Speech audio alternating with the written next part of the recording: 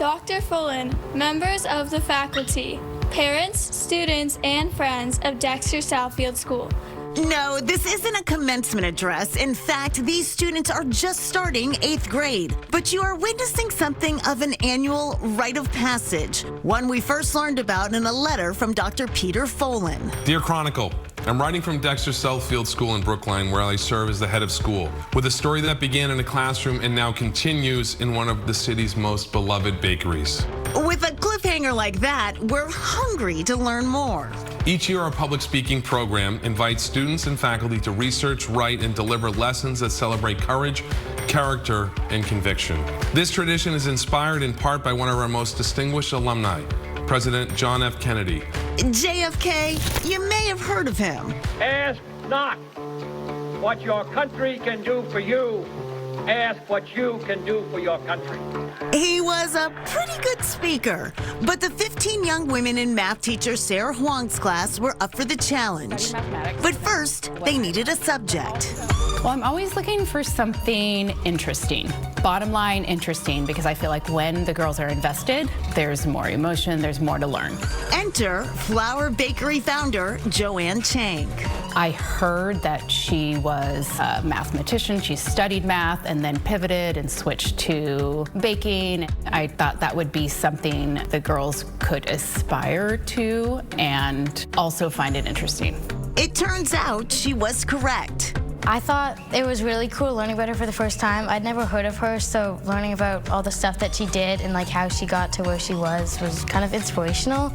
Inspirational and delicious. And obviously the stuff looks really good there. With the subject selected, they got to work perfecting their presentation. Joanne Chang graduated with honors in There's a lot of preparation that goes into it. We have to learn all of the sentences. Joanne Chang also champions education and empowerment. And then we have to go through and see if anything needs to be changed, if it could be more clear, or if our parts could flow better. In celebrating Joanne Chang today, we recognize a journey of transformation.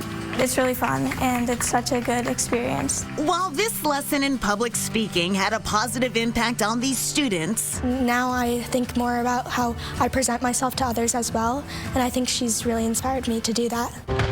there is also a sweet dessert for this course, actual FaceTime with Joanne Chang. Just give you a memento.